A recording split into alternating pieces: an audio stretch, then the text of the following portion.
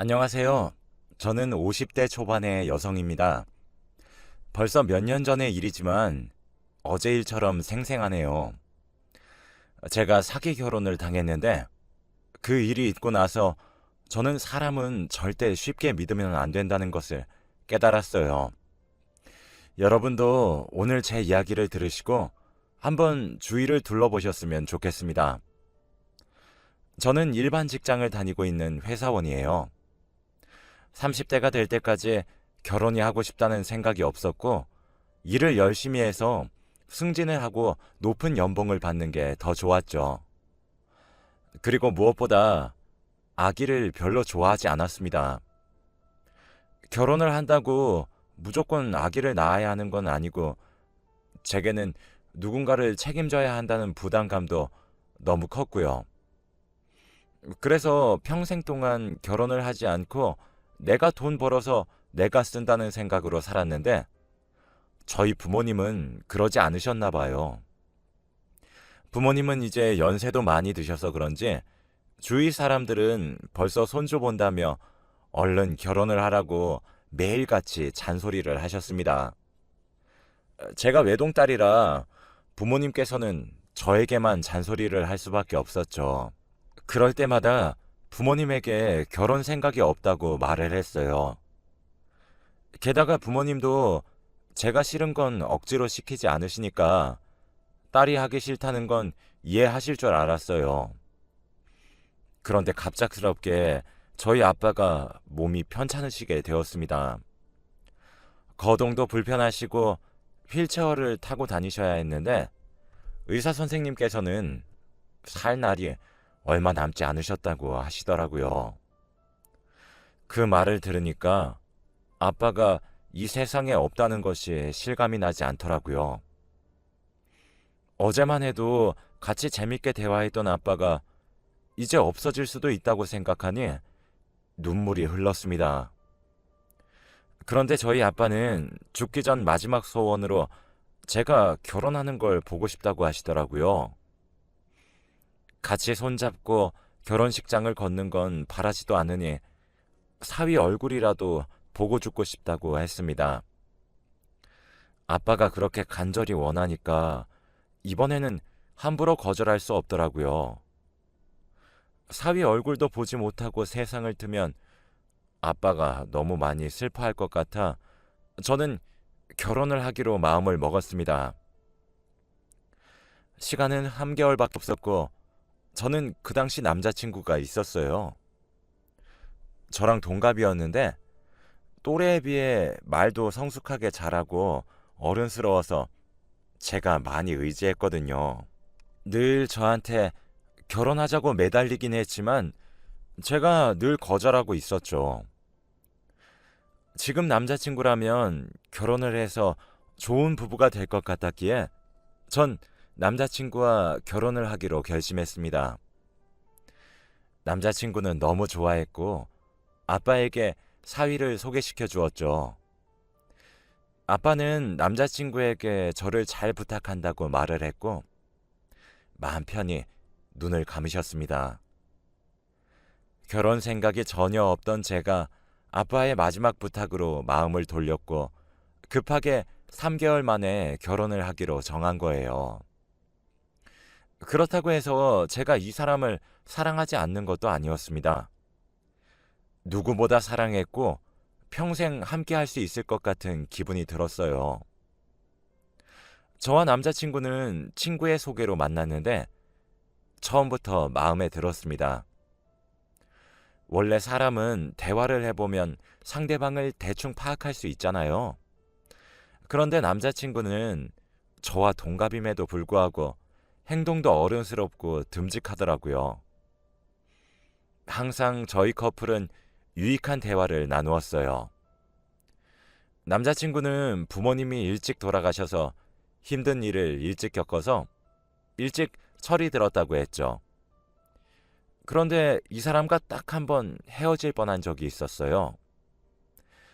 저와 남자친구가 사귄 지 2년쯤 되었을 때 이 사람이 탈북자인 것을 알았거든요. 그 사람은 저에게 한마디도 해주지 않았고 제가 알아챘어요.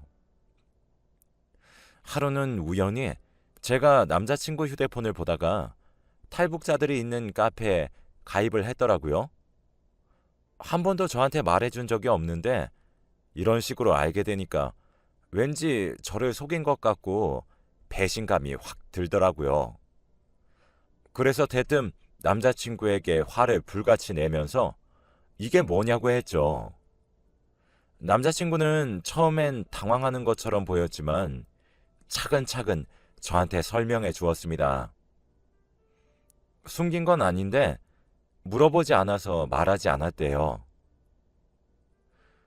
이 사람은 한 번도 북한에 대한 이야기를 꺼내지 않았고 탈북을 했던 이야기들을 말한 적이 없는데 제가 어떻게 그걸 눈치채나요? 솔직히 그때 헤어질 생각까지 했습니다. 그런데 이 사람이 저를 끝까지 붙잡으면서 탈북하다가 어머니 아버지가 돌아가셔서 그 추억을 다시 상기시키기 싫어서 말 못했어 하며 울면서 말하는데 마음이 찡해지고 저도 슬프더라고요. 그때는 그 사람을 너무 사랑했기에 용서를 했습니다. 조금 충격이긴 했지만 어쨌든 한 민족이니까 괜찮았어요. 그리고 저희는 아버지가 돌아가시고 몇 개월 후 결혼 준비를 하기 시작했습니다. 저희는 간소하게 준비했고 딱히 비싼 가구나 가전제품을 사지 않았어요. 저희 둘 다 욕심이 별로 없어서 그런지 생활에 필요한 것만 있으면 됐고 신혼집도 그렇게 넓지 않은 곳으로 구했죠. 아빠가 돌아가시고 혼자 남겨질 엄마가 걱정되었는데 남편은 고맙게도 저희 친정 근처로 신혼집을 구하자고 해주었고 결국 신혼집과 친정집은 걸어서 7분 정도의 거리에 위치할 수 있었습니다. 그 사람은 여러 가지 가맹점을 하고 있었는데 카페나 음식점 그리고 PC방 등 아주 다양한 곳의 사장님이었어요. 다 아르바이트생이 운영하니까 하루 종일 놀고 먹고 해도 괜찮았죠. 반면에 저는 회사를 다니는 직장인이니까 평일은 매일 출근해야 했습니다. 저희의 일상 패턴이 잘 맞지는 않았지만 그래도 남편이 이해를 해줘서 고마웠어요. 그리고 얼마 뒤에 또 충격적인 남편의 비밀을 알게 되었습니다. 제가 남편 주민등록증이 필요할 때가 있어 우연히 지갑을 뒤졌습니다. 그런데 남편의 주민등록증 앞자리가 8이어야 하는데 7로 시작하더라고요. 두 눈을 비비고 다시 봐도 7로 시작했고 사진도 남편이 맞았습니다. 남편과 저는 동갑으로 알고 있는데 갑자기 7로 시작하다니. 그때 남편은 집에 없었기에 혼자서 곰곰이 생각을 했어요. 주민등록상 이 사람의 나이는 저와 10살이나 차이 나는 사람이었는데 그럼 혹시 탈북을 하고 주민등록증 등록을 잘못했나? 이런 생각까지 들더라고요. 그때 마침 남편이 집으로 돌아왔고 저는 물어봤습니다. 탈북자인 사실을 들켰을 때와 똑같은 표정을 지으면서 저에게 핑계를 대는데 정말 어이가 없더라고요. 아니, 사실 내가 나이 많다고 하면 나 안 만나줄까봐 그랬어. 라고 하는 게 아니겠어요? 무슨 말도 안 되는.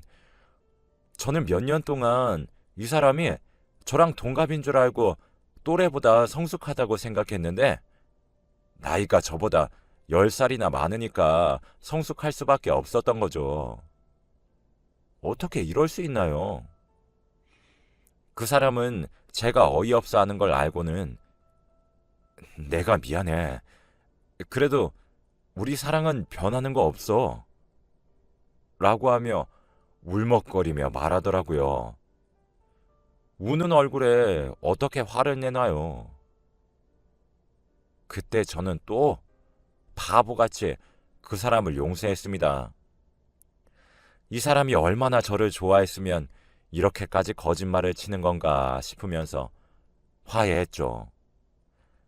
지금 생각하면 정말 바보 같은 결정이었습니다. 그 사람은 자신의 비밀이 하나씩 계속 드러나니까 저한테 예전보다 더 잘해주었고, 저도 그게 싫지 않았어요. 저는 자기 전 불 끄고 누워있는데 문득 그런 생각이 들더라고요. 혹시 이 사람이 또 나한테 숨기는 게 있으면 어떡하지? 라는 생각이 들면서 최대한 그런 사실은 빨리 아는 게 좋다고 생각했죠. 여보, 혹시 탈북이랑 나이 말고 나한테 말 안 한 거 없어? 제가 이렇게 물으니 당연히 없다고 할 줄 알았는데 남편은 또 숨기는 게 있는지 말을 주저하더라고요. 괜찮으니까 어서 말해. 나 이해할 수 있어. 진짜지? 이해할 수 있지? 음, 사실 말이야.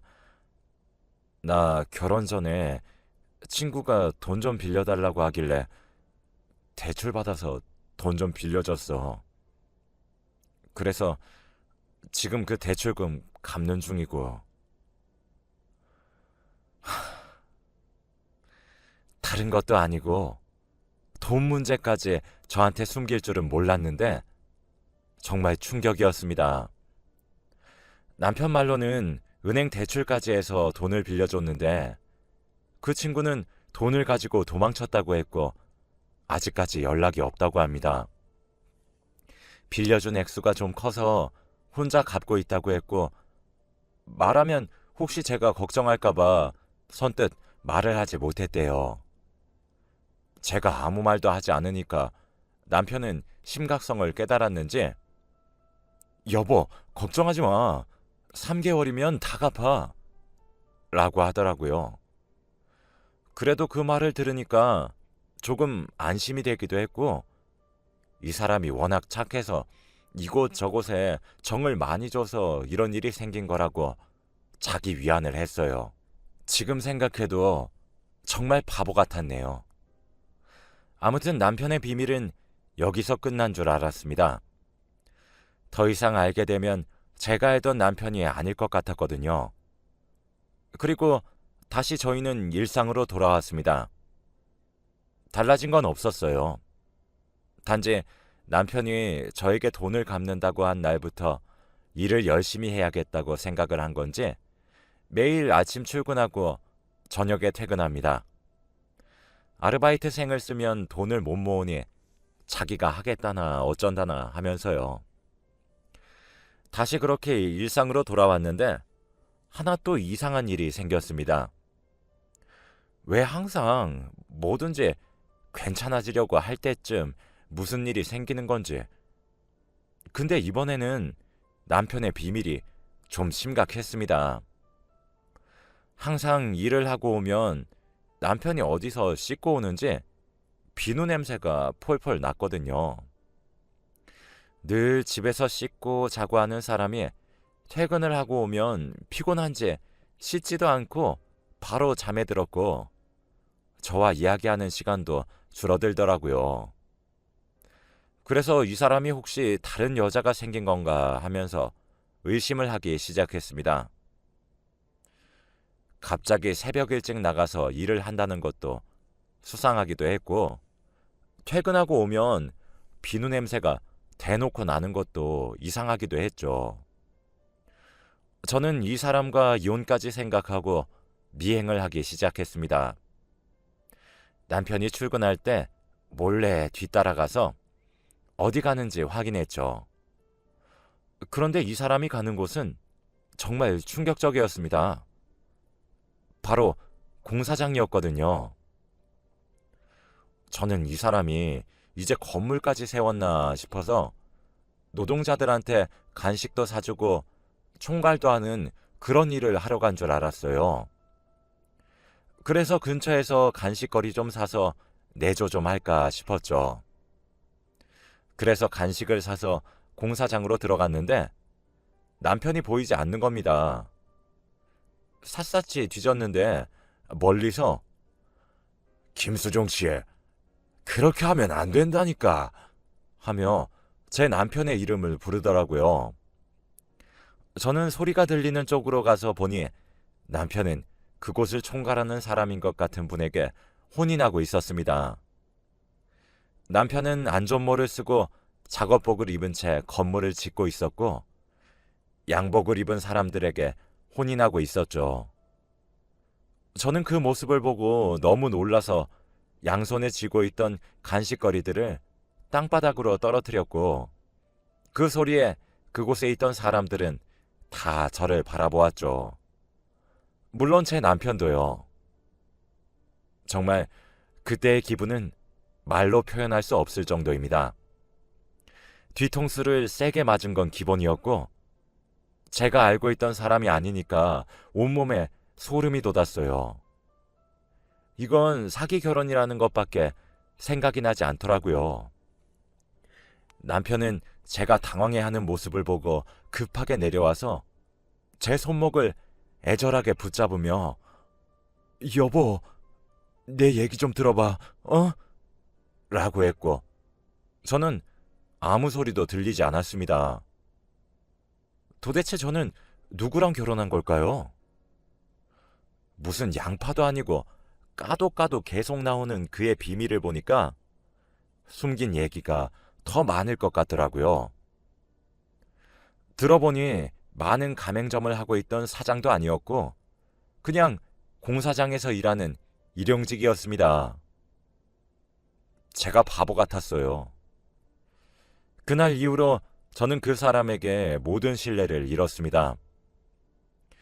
그때서야 정신이 차려지면서 그놈의 실체가 보이더라고요. 탈북자에다가 나이에다가 빚까지 그리고 하다못해 직업까지 속이다니. 정말 드라마에 나올 법한 이야기 아닌가요? 저는 그 사람과 도저히 같이 살 수 없었고 이혼을 하기로 결심했습니다. 남편은 끝까지 말리면서 다 설명하겠다고 다시는 이런 일 없을 거라고 했지만 저는 이 사람을 더 이상 믿을 수 없었어요. 그 사람이 매일같이 씻고 온 이유도 공사장에서 흘리는 땀 냄새와 흙 냄새 때문이었더군요. 지금 생각해도 정말 대단한 사람을 만난 것 같습니다. 저는 뒤도 돌아보지 않고 이혼했어요. 그리고 살던 집은 원래 제 집이었기 때문에 남편만 짐을 싸고 나갔죠. 이혼 후 몇 달 정도는 연락도 하지 않은 채 살았습니다. 초반에는 문자도 오고 전화도 왔는데 귀찮아서 다 차단했어요. 그렇게 엄마와 단 둘이서 살고 있는데 전 남편의 기억이 점점 잊혀질 때쯤이었습니다. 저는 그동안 일도 열심히 하고 사람들도 많이 만나면서 그 사람과의 추억을 잊어가고 있었죠. 그때쯤 집에 누군가 찾아왔고 현관문을 열어보니 경찰이었습니다. 혹시나 제가 무슨 잘못을 저질렀나 하고 한껏 움츠린 채로 문을 열어보니 안녕하세요, 경찰입니다. 혹시 김수종 씨 전 와이프 되십니까? 잠깐 조사 좀 할 게 있어서 그런데 같이 경찰서로 좀 가주시죠. 라고 하는 게 아니겠어요? 거의 1년이나 지난 이 시점에 그 사람과의 인연이 뭐가 있나 싶어서 경찰서로 일단 발걸음을 옮겼습니다. 가는 내내 혹시 이 사람이 내 이름을 대고 사기를 치고 다닌 건가 라는 생각도 해보고 혹시 내 이름을 대고 돈을 빌린 건가 라는 오만 생각을 다 했습니다. 그리고 경찰서에 도착했는데 한 여자가 앉아 있더라고요. 그런데 저를 보자마자 갑자기 제 멱살을 잡으면서 당신 누구야? 김수종이랑 무슨 사이야? 라고 하는 겁니다. 생판 처음 보는 여자가 대뜸 제 멱살을 잡고 그러는데 너무 당황스럽고 화나더라고요. 저, 그 사람 전 와이프인데요? 그쪽은 누구신데 제 멱살을 잡으세요? 경찰은 제가 말하는 것을 듣고 저에게 이분은 김수종 씨 아내분 되십니다. 라고 하더군요. 경찰이 하는 말은 정말 충격적이었습니다. 알고 보니 그 여자는 김수종이 북한에서 결혼한 아내였던 것이죠. 저는 이게 가능한 일인가 싶어서 이해가 되지 않았었는데 그 여자는 차근차근 설명해 주었습니다. 김수종과 그 여자는 함께 탈북을 하려고 했는데 상황이 맞지 않아서 김수종 혼자 탈북을 했다고 합니다. 그리고 먼저 가서 기다리고 있겠다고 했으면서 저를 만나 새롭게 결혼을 했던 거였다고 하더군요. 그냥 김수종 그놈이 완전 쓰레기인 거죠. 북한에 와이프가 있으면서 남한에서는 저와 결혼하고 말이나 됩니까?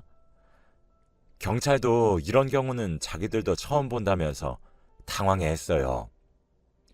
이건 중혼이라면서 이런 게 대한민국 사회에서 가능하냐고 화를 내니 경찰들은 북한과 남한이라서 엄연히 다른 결혼이라고 하더라고요. 어떻게 이런 일이 제게 일어나나요? 제가 결혼했던 사람이 아내가 있는 남자라니 지금 생각해도 어이가 없고 기가 막힙니다. 몇 시간 동안 경찰서에 혼자 앉아 생각하고 있었는데 그때 경찰에게 잡힌 김수종을 만났습니다. 손목에는 수갑을 차고 있었고 몇 달 동안 뭘 하고 다녔는지 얼굴이 좋아 보이더라고요. 그리고 제 옆에 있는 북한 와이프를 보고 엄청 놀라워했습니다. 그 여자는 탈북하고 김수종을 찾아서 연락도 하고 찾아가기도 했지만 그때마다 김수종은 자신을 무시했다고 합니다.